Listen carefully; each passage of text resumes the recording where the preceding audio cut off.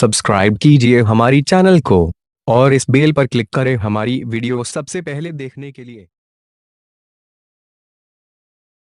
तो आज का जो वीडियो है दोस्तों, चैप्टर 3 जो पॉलिनोमियल्स है, बहुपद है, उसका पार्ट 3.3 है, जिसमें हम द्विघात समीकरण के बारे में समझेंगे और द्विघात समीकरण के मूल ज्ञात करने यानी कि समीकरण का हल ज्ञात करने की जो विधियां हैं, विधियों के बारे में हम समझेंगे। तो यहाँ पर दोस्तों सबसे पहले हम समझते हैं द्विघात समीकरण क्या होता है। तो इससे पहले के वीडियो में दोस्तों मैंने आपको बताया था द्विघात बहुपद के बारे में।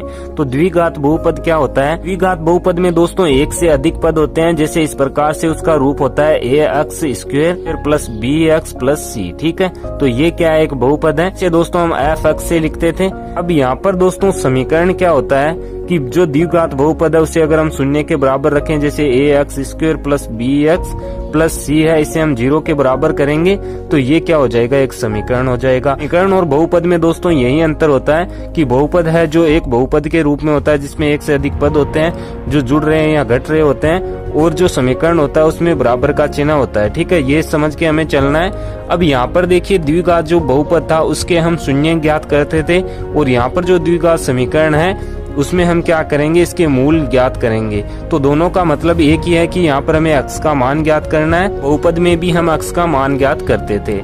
तो ये जो दोस्तों है ये द्विघात समीकरण का मानक रूप है जहाँ पर a है जो 0 के बराबर नहीं होता है। अब यहाँ पर दोस्तों द्विघात समीकरण को हम कैसे पहचानेंगे? यहाँ पर जो चर राशि होती है, जैसे यहाँ पर x चर राशि है, इसकी अधिकतम घात 2 होनी चाहिए। तो यहाँ पर देखिए अधिकतम घात 2 है, तो ये द्विघात समीकरण है। ठीक है, यहाँ पर दोस्तों जो चैप्टर 3 है इसका 3.3 जो पार्ट है, इसमें 2 प्रकार के क्वेश्चन है। 2 टाइप से यहाँ पर क्वेश्चन हमें दिए गए हैं। पहले प्रकार के क्वेश्चन में हमें एक इक्वेशन दिया जाता है और वहाँ पर हमें ये पता करना होता है कि जो इक्वेशन जो समीकरण हमें दिया गया है वो द्विघात समीकरण है या नहीं है। तो पहले प्रकार का क्वेश्चन इस प्रकार से है। अब दूसरे प्रकार का जो क्वेश्चन है उसमें हमें एक समीकरण दिया जाएगा और उसे गुणनखंड विधि से हल करना है कि उसके हमें मूल ज्ञात करने हैं, चर का मान ज्ञात करना है। ठीक है, वीडियो में दोस्तों हम गुणनखंड विधि से समीकरण को हल करेंगे और आगे आने वाले वीडियो में इसकी हम और भी विधियां देखेंगे। तो यहाँ पर मैं सबसे पहले तो आपको बता देता हूँ कि यहाँ पर कौन सी विधियां हैं समीकरण को हल करने की। तो यहाँ पर दोस्तों समीकरण के हल की 3 विधियां हैं। पहली विधि है गुणनखंड विधि, दूसरी है पूर्ण वर्ग बनाने की विधि और तीसरी है श्रीधर आचार्य सूत्र विधि। तो यहाँ पर इस वीडियो में हम गुणनखंड विधि सीखेंगे और समीकरण का पता कैसे लगाते हैं कि ये द्विघात समीकरण है, इसके बारे में हम सीखेंगे। और आगे आने वाले नेक्स्ट वीडियो में हम इन दोनों विधियों को अच्छे से समझेंगे। चलिए यहाँ पर हम सबसे पहले प्रकार का इसका क्वेश्चन लेते हैं जो चैप्टर 3 के 3.3 पार्ट में है। तो यहाँ पर दोस्तों इसके टाइप फर्स्ट का जो क्वेश्चन है वो कुछ इस प्रकार से है। निम्न समीकरण की जांच कीजिए कि ये द्विघात समीकरण है या नहीं है। अब यहाँ पर देखिए हमें एक समीकरण दिया गया है, इसे हल करके हमें ये बताना है कि ये द्विघात समीकरण है या नहीं है।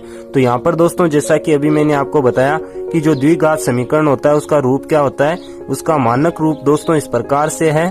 यहाँ पर दोस्तों ये होता है ax square plus bx plus c बराबर 0। ठीक है, तो इस प्रकार से मानक रूप होता है। यहाँ पर हमें इतना ध्यान रखना है कि x की घात है जो 2 आनी चाहिए, तो वो क्या होगा? द्विघात समीकरण होगा। चलिए अब हम इसे हल कर लेते हैं। तो यहाँ पर हमें दिया गया है x माइनस 2, यहाँ पर है x प्लस 1 इसके गुणा में। यहाँ पर देखिए दोनों तरफ ब्रैकेट है, तो इसका मतलब यह है कि दोनों गुणा में है, बीच में कोई चिन्ह नहीं है। यहाँ पर है x माइनस 1 और यहाँ पर है x प्लस 3।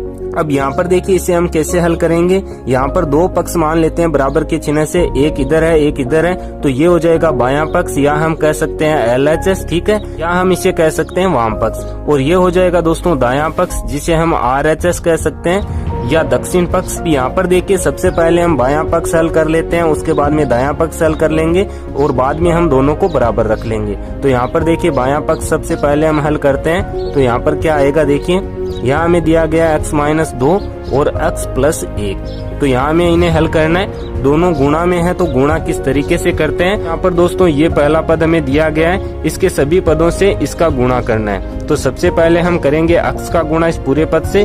तो देखिए x का गुणा x से क्या हो जाएगा? x स्क्वायर हो जाएगा। x का गुणा प्लस 1 से क्या हो जाएगा? प्लस का x। अब यहाँ पर -2 और है, तो -2 का गुणा भी इस पूरे से करना होगा।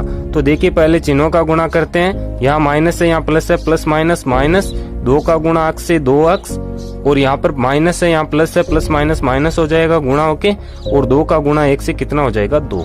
अब इसे हम हल कर लेते हैं। तो यहाँ पर देखिए क्या आएगा, यहाँ एक्स स्क्वायर है और कोई पद है नहीं एक्स स्क्वायर, इसे हम है जैसा का जैसा रखेंगे। यहाँ पर देखिए प्लस का अक्स है और यहाँ पर है माइनस के 2 अक्स, तो यहाँ पर ये आपस में घटेंगे तो माइनस के 2 अक्स ज्यादा है तो अक्स इसमें से निकल जाएगा, तो यहाँ पर केवल बचेगा माइनस का अक्स, और यहाँ पर है दोस्तों माइनस के 2, तो इसे हम है जैसा का जैसा रख देते हैं। तो यहाँ पर हमने बायां पक्ष हल कर लिया।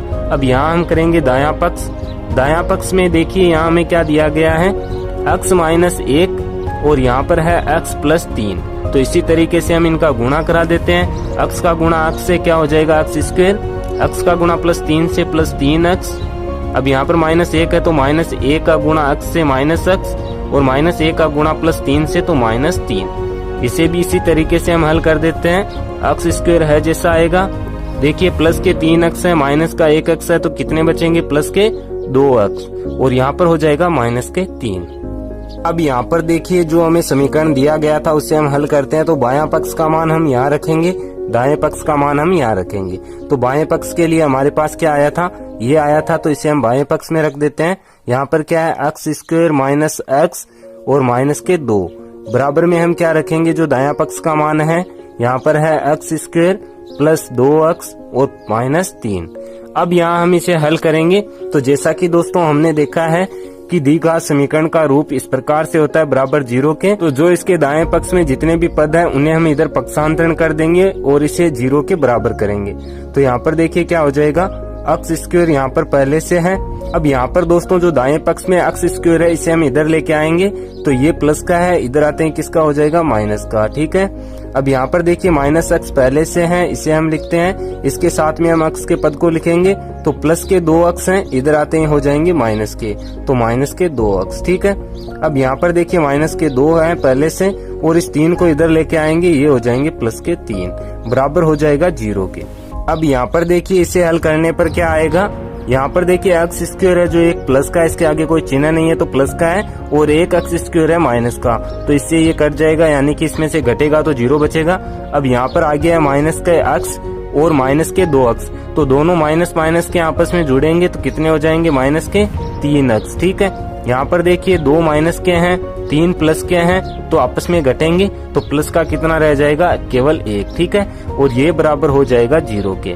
अब यहाँ पर देखिए इसे हल करने पर हमारे पास आया है माइनस के 3x प्लस 1। पर दोस्तों हमने देखा है कि x की घात यहाँ पर 1 आई है, 2 नहीं है, तो ये जो समीकरण हमें दिया गया है ये द्विघात समीकरण नहीं है। हमें लिखना है कि x की घात 2 नहीं है, तो ये द्विघात समीकरण नहीं है। इस प्रकार से दोस्तों हम जांच करते हैं कि जो हमें समीकरण दिया गया है वो द्विघात समीकरण है या नहीं है। अब यहाँ पर कोई x की घात 2 आ जाती तो ये द्विघात समीकरण होता, ठीक है। तो जो हमें समीकरण दिया गया था वो क्या होता, द्विघात समीकरण। तो ये है दोस्तों पहले प्रकार का क्वेश्चन। चलिए आगे बढ़ते हैं, इसके दूसरे प्रकार का क्वेश्चन हम लेते हैं और उसे हम सोल्व करते हैं। तो यहाँ पर दोस्तों जो दूसरे प्रकार का क्वेश्चन है वो इस प्रकार से है, निम्न द्विघात समीकरण को गुणनखंड विधि से हल कीजिए।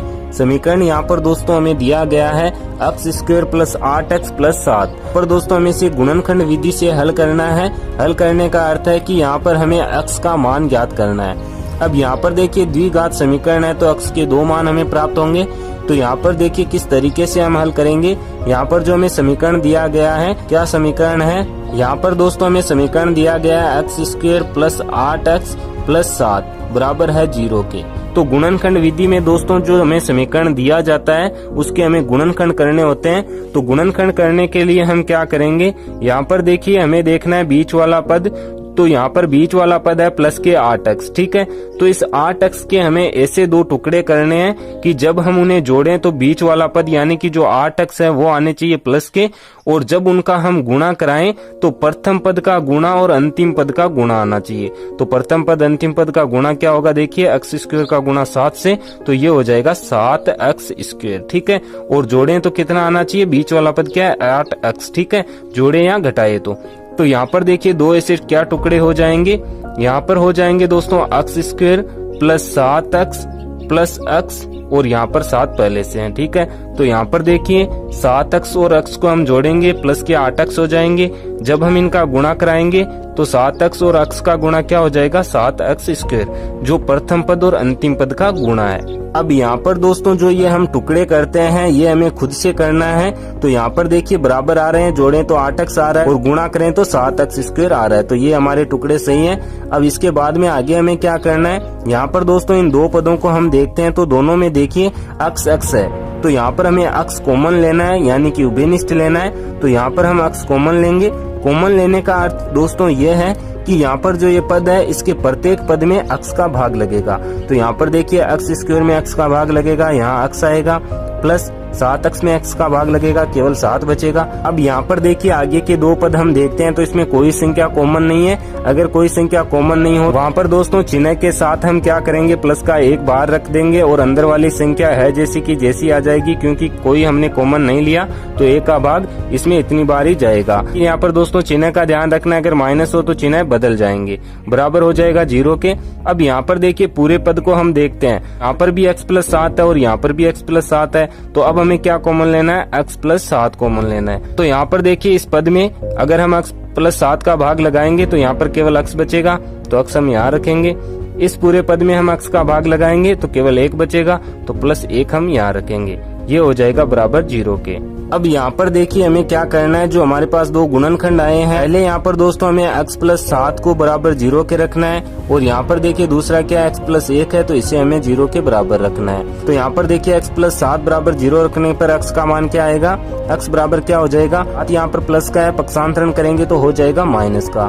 तो x का एक मान हमारे पास आ रहा है माइनस के साथ, और यहाँ से क्या आ जाएगा देखिए +1 है, उधर हम पक्षांतरण करेंगे माइनस का 1 हो जाएगा। तो x का एक मान आएगा माइनस के साथ और एक मान आएगा x का -1। तो ये विधि है दोस्तों गुणनखंड विधि। यहाँ पर देखिए चिन्ह आपको चेंज दिए जा सकते हैं, यहाँ पर माइनस हो सकता है, यहाँ पर प्लस हो सकता है, दोनों माइनस हो सकते हैं, पहले माइनस या बाद में प्लस हो सकता है, या दोनों प्लस के हो सकते हैं। यहाँ पर दोस्तों टुकड़े हमें इस तरीके से करना है जो मैंने मेथड आपको बताया है। आपको यहाँ पर दोस्तों ये मेथड, ये तरीका ध्यान में रखना है। यहाँ पर कोई भी समीकरण आपको दिया जाए उसके गुणनखंड आप आसानी से कर सकते हैं और उसके मूल निकाल सकते हैं, उसे हल कर सकते हैं। तो ये वीडियो दोस्तों आपको कैसा लगा कमेंट करके मुझे जरूर बताएं। इसके नेक्स्ट वीडियो में दोस्तों जो दो विधियां हैं, पूर्ण वर्ग बनाने की विधि और श्रीधर आचार्य सूत्र विधि, उन विधियों को हम अच्छे से विस्तार से समझेंगे। आज के इस वीडियो में इतना ही। वीडियो पसंद आए तो वीडियो को लाइक और शेयर जरूर करें, और ऐसे ही वीडियो देखने के लिए आप इस चैनल को सब्सक्राइब कर सकते हैं। सब्सक्राइब करने के बाद में बेल के आइकन को जरूर प्रेस करें ताकि आगे आने वाले वीडियो के नोटिफिकेशन आपको मिलते रहें। मैं मिलता हूं दोस्तों आपको इसी की नेक्स्ट वीडियो में, तब तक के लिए जय हिंद, जय भारत, वंदे मातरम।